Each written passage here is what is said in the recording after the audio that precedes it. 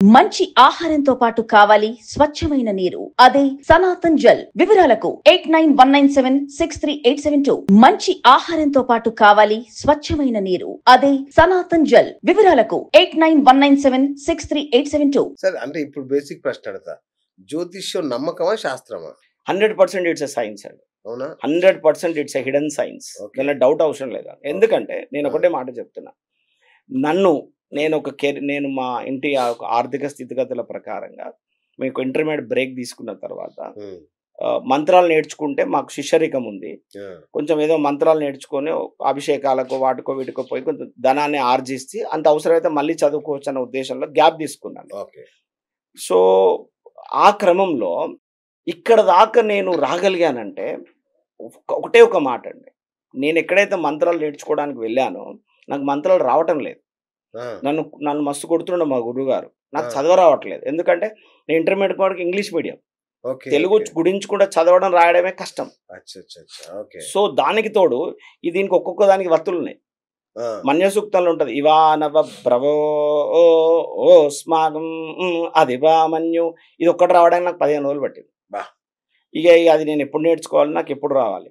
ఆ టైంలో నేను ఎటు వెళ్ళాలనే ఒక కన్ఫ్యూజన్లు ఉన్నప్పుడు మా గురుగారు వాళ్ళ అన్నయ్య గారు సిద్ధాంతి గారు, ఆయన మా తాతయ్య గారిని పిలిచి నా జాతకం తెప్పించి నా జాతకాన్ని చూసి, ఇతను ఒక మంచి జ్యోతిషుడు అవుతాడండి, మీరు ఇక్కడ టైం వేస్ట్ చేయకండి, మంత్రాలు నేర్పించే క్రమం టైం వేస్ట్ చేయకండి, ఈయన ఒక మంచి జ్యోతిషుడు అవుతాడు అంటే మా తాతయ్య గారు నన్ను జ్యోతిషాన్ని నేర్చుకోమని నన్ను ఎంకరేజ్ చేశారు. నేను నేర్చుకున్న తర్వాత కూడా ఈ రోజులలో జ్యోతిషం ఏంది, ఏదో చెప్తే అవుతుందట అని నేను కూడా దీన్ని చాలా సింపుల్ గానే కొట్టిపడేశాను. అంటే నేను నిర్మూమాట అని చెప్తున్నాను. ఎందుకంటే బిఎస్ కూడా కొంచెం మాట్లాడాలి. ఎందుకంటే బిఎస్ టాక్ షో కదా, మనం అబద్ధమో ఇలా వేరే మాట్లాడడానికి ఉండదు. మా ప్రేక్షకులు పసిగడతారు మీరు అబద్ధం మాట్లాడినా మీ బాడీ నేను ఫ్రాంక్ గా చెప్తున్నా, నాకు కూడా జ్యోతిష్యం మీద పెద్ద అవగాహన లేదు, నమ్మకం కూడా లేదండి. నేను ఏదో వేరే అవకాశం లేదు కాబట్టి ఆయన జ్యోతిషం నేర్చుకున్న తర్వాత ఏమైంది, నేను 17 ఏళ్ళకే కెరియర్ స్టార్ట్ చేస్తా కదా. నేను చూస్తే బక్కా గిద్దకున్నా నేను జ్యోతిషం చెప్తాను, నన్ను ఎవరు నమ్మారు? నన్ను ఎవరు నమ్మలేదు. సో ఏం చేసేవాడిని, జాతకాలు రాసేవాడిని. ఒక 200 పేజీ బుక్ నిండా ఒక 150-200 రూపాయలు తీసుకొని జాతకాలు రాసేవాడిని.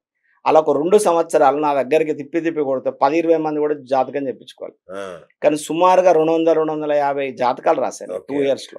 అంటే అదే పని 200 పేజీ బుక్ నిండా రాసేవాడు.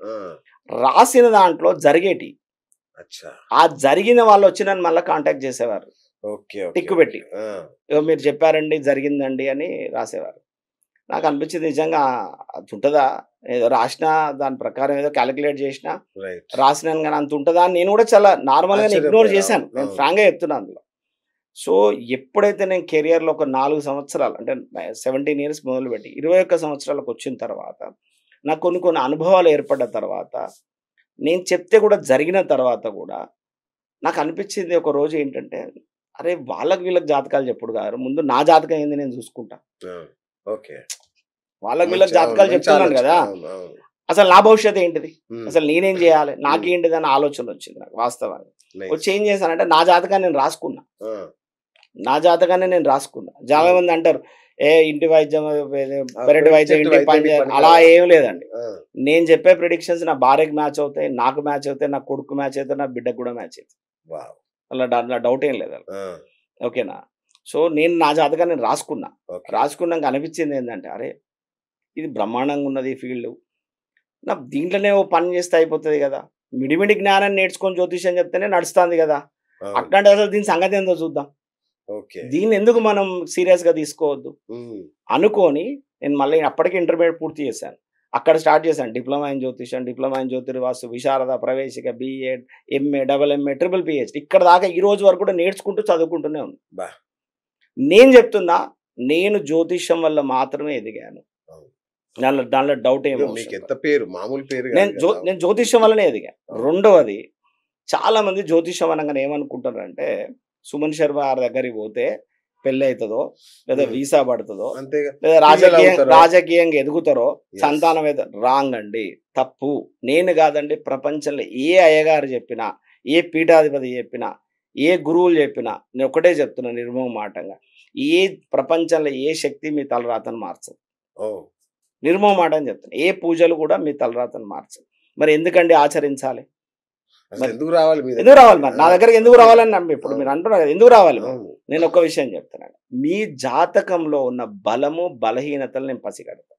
Okay okay. మీ బలం పసిగడతా, మీ బలహీనత పసిగడతా. నేను మీకు చెప్తా, నీ బలం ఇది, ఇగో దీంట్లో నువ్వు రాణించగలుగుతావు, దీంట్లో నీ అదృష్టం తోడవుతుంది నేను చెప్తా.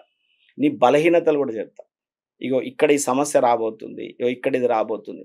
నీ ఆలోచనలను నువ్వు మార్చుకోగలిగితేనే అది ప్రికాషన్ అండి. నేను పూజలు చేసి అద్భుతాలు చేస్తా, నీ తలరాత మారుస్తా అంటే నీ తలరాత కదండి, ముందు నా తలరాత నేను మార్చుకుంటా. అవునా కాదండి? నా దగ్గర ఏదైనా ఒక అద్భుతమైన శక్తి నేను ఉంటే అది నేను వాడుకుంటా, కానీ మీకెందుకు ఇస్తానండి? నేను శ్రీరామచంద్రుడు నేనేమన్నా సన్యాసిని పీఠాధిపతినా? నేనేమన్నా లోక కళ్యాణార్థం చేయడానికి? నేను స్వార్థపరుడేనండి. నిర్మోహమాటం చెప్తాను. కాకపోతే బ్రాహ్మణ అవడం లేదా ఒక గురుస్థానంలో ఉండడం వల్ల నలుగురి యొక్క మంచి ఆలోచన చేస్తా, నలుగురి నుంచి ఆలోచిస్తా. కానీ అదేవిధంగా సైమల్టేనియస్గా నా భార్య, నా పిల్లలు, నేను అన్ని కూడా నేను ఆలోచించుకుంటా. అవునా కాదా? సో నేను అద్భుతమైన శక్తులు ఉంటే నేను వాడుకోనా అండి? నేను కూడా వాడుకుంటాను కదా. నేను ఏం చెప్తానంటే మీ బలం చెప్తా, మీ బలహీనతలు చెప్తా, దాన్ని బట్టి మీరు నిర్ణయాలు తీసుకోండి. జపాలు పూజలు చేపిస్తాం, రైట్, ఓకే, చేపిస్తాం. మనకు పరిహార శాస్త్ర ప్రకారంగా చెప్పిన విధానం ప్రకారంగా నివారణ చేపిస్తాం. నివారణ చేస్తే నేను ఏం చెప్తా, జరిగే చెడు తగ్గుతుందండి, మంచి కాదు, జరిగే చెడు తగ్గుతుంది. పుట్టినప్పుడు వ్యాక్సిన్స్ వేస్తారండి, మలేరియా వ్యాక్సిన్, టైఫాయిడ్ వ్యాక్సిన్ వేస్తారు. అంటే లైఫ్లో టైఫాయిడ్ రాదా? వస్తుంది, వచ్చినా లివర్ ఖరాబ్ కాకుండా ఉంటుంది. ఈ జ్యోతిష్యంలో కూడా పరిహారం ఏం చెప్పినామంటే మన నెగిటివ్ కంప్రెస్ అవుతుంది, అద్భుతాలు అవుతాయి, ఇక తెల్లారికెళ్ళి మీరు స్టార్లు తిరుగుతాయి. కాదు, తప్పు. మన బలము బలహీనతలు తెలుసుకొని అగనెస్ట్ ద టైం ఎవ్వరూ ట్రావెల్ చేయలేరండి. మన తెలివితేటలు, సామర్థ్యం, ఇన్ఫ్లుయెన్స్, పైసలు, అదృష్టం తోడవ్వకపోతే ఇవన్నీ సంఘాన్ని ఆగిపోతాయి. తెలంగాణ భాషలో చెప్తున్నా, అచ్చ తెలంగాణ భాషలో చెప్తాను, అన్ని సంఘాన్ని ఆగిపోతాయి. అయితే అదృష్టం ఎప్పుడూ వచ్చే అవకాశం ఉంది, దాన్ని ఎలా ఉపయోగించుకోవాలని జ్యోతిష్యుడు చెప్తాడు. ఎందుకంటే నీకు తెలియదు కదా. ఇప్పుడు హనుమంతుడికి అంత శక్తి ఉందనే విషయము పక్కకున్నటువంటి సుగ్రీవుడికి కూడా తెలియదు. వానరులకు ఎవరికి కూడా హనుమంతుడికి ఇంత శక్తి ఉందనే విషయం తెలియదు. రాముడుతో కొన్ని దఫాలుగా సిట్టింగ్స్ అయిన తర్వాత హనుమంతుడికి ఇంత శక్తి ఉందనే విషయం మిగతా వాళ్ళందరికీ తెలిసింది. అసలు హనుమంతుడికి అంత శక్తి ఉన్న విషయం హనుమంతుడికి తెలుసు. ఇది కూడా అంతే, నిర్మోహమాటం చెప్తున్నా. సో ఏ జ్యోతిషుడి దగ్గరికి మీరు వెళ్ళినా అద్భుతమైన ఫలితాలు అంటే అర్థం ఏంటంటే ఆ జ్యోతిష్యుడి యొక్క సబ్జెక్ట్ నాలెడ్జ్, అనుభవము, తన రీసెర్చ్ ఓరియంటెడ్ ద్వారా తను ఏం చెప్తాడంటే నీ జాతకంలో బలం బలహీనతలు చెప్తాడు.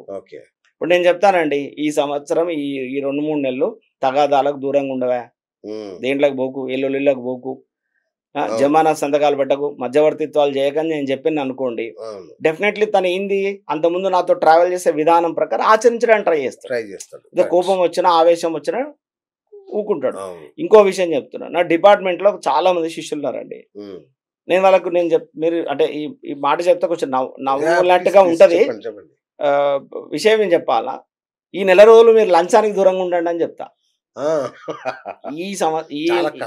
ఈ నెలలో మీరు కొంచెం లంచాలకు దూరంగా ఉండండి. ఎందుకంటే మీరు తీసుకునే ఆలోచన మీకు ఉన్నా లేకపోయినా మిమ్మల్ని అట్లా ఫోర్స్ చేసి మిమ్మల్ని ఏదో దాంట్లో ఇబ్బంది పెట్టే అవకాశం ఉంటుందని చెప్తా. నిర్మోహమాటం చెప్తా. దానికి ఏం పూజలు ఉండవు. మీరు లంచం తీసుకున్నా కూడా పట్టుబడకుండా ఉంటారండి అని దానికి పూజలు ఉండవు. ఇది ఫేక్. ఇది మళ్ళా చెప్తున్నా అండి, మీ ద్వారా ప్రేక్షకులకు నేను చెప్పేది ఏంటంటే ప్రపంచంలో ఏ జ్యోతిష్యుడు కూడా మీ తలరాతను మార్చడు. మీ బలం బలహీనతలు చెప్తాడు మీకు అర్థమయ్యేటట్టుగా. ఏ ప్లానెటరీ పొజిషన్స్ ప్రకారం మీరు తీసుకున్న నిర్ణయాలకు మీకు గైడ్ లైన్స్ ఇస్తాడు. దాని అనుగుణంగా మీరు వెళ్ళండి. ఇప్పుడు ఒక వ్యక్తి ఎదిగాడు అనుకోండి, సుమన్ శర్మ గారి దగ్గరికి పోతే ఆ వ్యక్తి ఎదిగిండు అంటే తప్పండి. నిజం చెప్తున్నా, తప్పది. ఇప్పుడు నేను చేస్తే ఎదిగిండంటే మరి ఆయన కష్టం ఎడబోతుంది, మరి ఆయన భార్య పిల్లల అదృష్టం ఎక్కడ పోతుంది? అంటే సుమన్ శర్మ గారి మార్గదర్శకత్వంలో ఎదిగాడు అట్లనొచ్చు. మీరు నేనేమంటాను, సుమన్ శర్మ గైడెన్స్ లో ఎదిగారని చెప్పి సుమన్ శర్మ ఒక వ్యక్తిని ఎదిగేటట్టు చేసినంటే తప్పదు. ఎందుకంటే ఆయన వ్యక్తిగతమైన కష్టం ఉంటుంది. అంటే గురుగారు నాకు ఇక్కడ డౌట్, ఇప్పుడు మీరు నాకు చాలా మంది తెలుసు, చాలా మంది ఎమ్మెల్యేలు ఎంపీలు కూడా పొద్దున్న లేస్తే మీకు ఫోన్ చేస్తారు. ఆల్మోస్ట్ గురుగారు బయట కాలు పెట్టమంటారా, గురుగారు ఇది ఇప్పుడు ఏం చేయమంటారు అని టైం టు టైం అడిగే వాళ్ళు కూడా ఉంటారు మీ దగ్గర.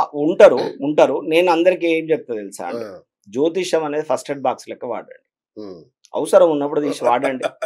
రోజు తీసి ఆ. చూడాల్సిన అవసరం లేదు. Yes, నాకు అతి అది విశ్వాసం కావాలి. వద్దండి. ఇది కావాలి అతి విశ్వాసం వద్దు. అసలు చాలా మంది అయితే ఘాతవారం అని మంగళవారాన్ని అసలు ఎవరితో మాట్లాడరు కొందరు. ఒక రోజు 1 గంటలో 2 గంటలు ఫోనే మాట్లాడరు. ఇట్లాంటి చాలా ఉన్నాయి. అదే అండి, ఇప్పుడు ఒక్కొక్క ప్రాంతాన్ని బట్టి ఒక్కొక్కటి ఆచరణ ఉంటుంది. ఇప్పుడు మీరు తమిళనాడు వెళ్ళండి, వాళ్ళు రాహు కాలాన్ని చాలా స్ట్రిక్ట్ గా ఫాలో అవుతారు. ఓకే, మీరు ఎన్నైనా చెప్పండి, రాహు కాలం చాలా స్ట్రిక్ట్ గా ఫాలో అవుతారు. ఓకే, మీరు ఒకసారి ఏమైందంటే, నేను చిన్న వాస్తు విజిట్ కోసం వెళ్ళాను. వెళ్తే గురుగారు ఒక చిన్న సిగ్నేచర్ ఉంది, గురుగారు ఈ బ్యాంకుకి వెళ్ళేసి మనం ఆ ఫ్యాక్టరీ వాస్తుకి వెళ్ళేది ఉంది. సరే అని చెప్పి వెళ్ళాను. ఒక నేషనలైజ్డ్ బ్యాంకు ఆల్మోస్ట్ ఖాళీగా ఉన్నది. అది ఎక్కడ? చెన్నైలో. క్యాజువల్ గా నేను తను బయటకు వస్తుంటే నేను అడిగాను, ఏంటి ఇంత ఖాళీగా ఉంది, ఇది మస్తు బిజీ షెడ్యూల్ కదా, ఇది ఏంటంటే రావు కాలం కదండి, అందుకోసమే ఎవరు డిపాజిట్ చేయడానికి ఎవరు విత్డ్రా చేసుకోవడానికి రావట్లేదు, తర్వాత ఈ మొత్తం కలకల్లాడుతున్నారు. అంటే అక్కడ ప్రాంతం వాళ్ళు ఆ రావు కాలాన్ని అంతగానం తీసుకుంటారు. మన దగ్గర వర్జాన్ని ఆచరిస్తారు. మన ప్రాంతంలో వర్జం ఆచరిస్తారు. సో ఒక్కొక్క ప్రాంతంలో ఒక్కొక్క విధానం ఉంటుంది, దానికి అలవాటు పడతారు. ఇప్పుడు మీరు కూడా ఉన్నారు అనుకోండి, సెంటిమెంట్ గా ఫీల్ అవుతారు. ఇప్పుడు ఒక వస్తువు అనుకోండి, ఒక అయ్యగారు అనుకోండి, ఏదైనా ఒక సెంటిమెంట్ గా ఫీల్ అవుతారు. దాని ప్రకారం వెళ్ళిపోతుంటారు. నేను ఏమంటే జ్యోతిష్య విషయంలో ఒకటే చెప్తున్నా అండి, అతి విశ్వాసం వద్దండి, అతిగా నమ్మాల్సిన పని లేదు. అవసర నిమిత్తమై ఉపయోగించుకోండి. ఓకేనా? రోజు అయ్యగారిని అడిగే చేస్తా, అయ్యగారు ఏది చెప్తా కదా చేస్తా, ఆ మూర్ఖపు ఆలోచన విధానం వద్దు. అలా అని ముఖ్యమైన నిర్ణయాలు తీసుకునేటప్పుడే ఎట్లయితే అట్లయితుంది మన తెలియదా, మన తలరాత రాసిన ప్రకారం జరుగుతుంది కానీ అయ్యగారు ఎప్పుడైంది అని అనకండి. భగవంతుడు మన తలరాత రాసేటప్పుడు కొన్ని బ్లాంక్స్ విడిచిపెడతాడు, వాటినే కర్మ ఫలితములు అంటారు. అవి కొన్ని మనం రాసుకోవాలి. మనకు రాసుకునే అవకాశం దేవుడు ఇచ్చాడు కొంత. దాన్నే మన జాతకంలో 10th హౌస్ కర్మస్థానం అంటారు. సో దాన్ని నింపుకోవచ్చు, ఆ అవకాశాన్ని వినియోగించుకోమంటున్నాను నేను, అంతే.